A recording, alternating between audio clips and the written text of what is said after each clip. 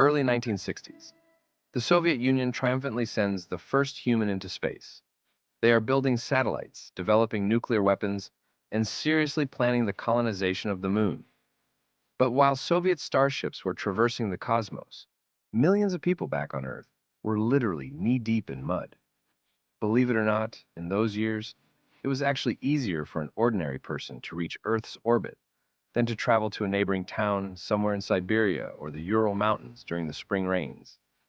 Paved roads simply didn't exist outside of the major highways, and to prevent the provinces from dying out in total isolation, the Soviet authorities created this.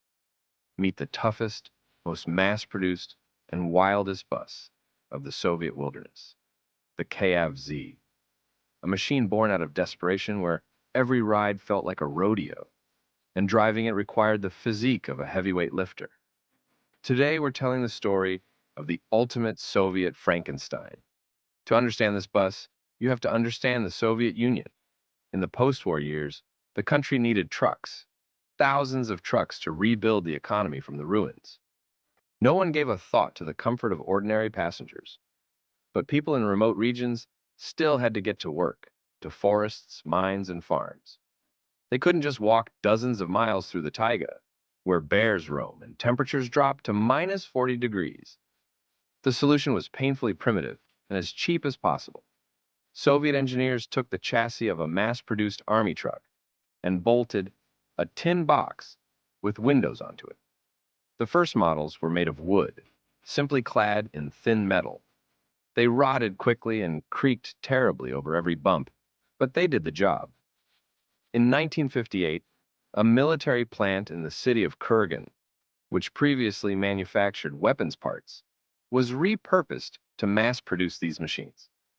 So, imagine an early KAvZ, 20 feet long, 19 seats, and zero amenities. The first models didn't even have a cabin heater. Imagine a trip in the Siberian frost in a metal box that leaked wind through every crack. And the suspension. Since it was built on a heavy truck frame, its leaf spring suspension turned every trip into a brutal amusement park ride. If the bus was half empty, passengers in the back row would literally fly up to the ceiling, hitting their heads on the roof. But it went where no ordinary city bus could ever dream of going. A standard, sleek bus would have been swallowed by the mud forever, but the KAvZ would just engage first gear and pull people through the worst swamps imaginable. This Frankenstein devoured a staggering 28 liters of gasoline per 100 kilometers. That's about 8 miles per gallon. No, in the Soviet Union, fuel cost next to nothing. Drivers would sometimes simply dump gasoline into ditches to meet the state plan for fuel consumption. Just another paradox of the planned economy. In the early 70s, a revolution occurred. The KAvZ 685 model was introduced. And now, under the hood of this tin cube, hid a true monster. A 4.2-liter gasoline V8 engine, pumping out 120 horsepower. The bus could hit 50 miles per hour, which, on Soviet off-road terrain, felt like the speed of light. But if you think life got easier for the drivers, you're wrong. Driving a KAvZ was a survival challenge. First, absolutely no power steering.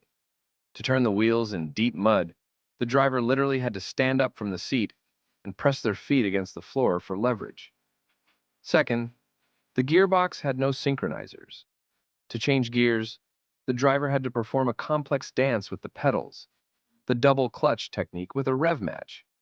Despite all the suffering, this bus was the lifeblood of a vast empire. They built everything on this chassis. They were mobile stores bringing bread to remote villages, mobile post offices, medical laboratories. The plant created insane modifications for different climate zones. For the Arctic, they made double glazed windows and a fully insulated driver's cabin. For the scorching deserts of Central Asia, they installed a special sun shield on the roof so the interior wouldn't turn into an oven. There were even armored vans for transporting money for the state bank. But the ultimate secret to its survival was repairability. Since it was just a truck with a box on top, any farmer could fix it in the middle of a field with a hammer and some strong language. If the engine died, they just lift it out with a crane and swap in another one from any broken down truck. In 1991, the Soviet Union collapsed. The Grand Empire vanished, and space programs came to a halt. But do you know what didn't go anywhere? Exactly. The bad roads. Therefore, the concept of a bus on a truck frame proved to be stronger than communist ideology.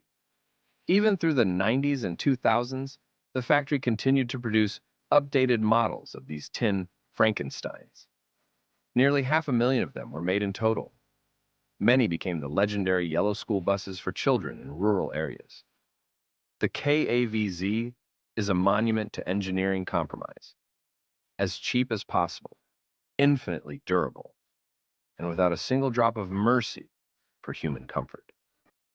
It's a symbol of an era when a superpower could send a man to the stars, but couldn't lay 10 kilometers of asphalt to a regular small town. And even today, deep in the provinces, through the fog, the impassable mud, you can still hear the familiar, heavy grumble of that same eternal Soviet V8. What do you think of this masterpiece of survival? What's the most extreme transport you've ever seen in your life? Would you survive a ride in a KAvZ? Let us know in the comments. Don't forget to hit the like button if you enjoyed this journey into the past, and subscribe to the channel so you don't miss new stories about the world's strangest machinery. See you next time.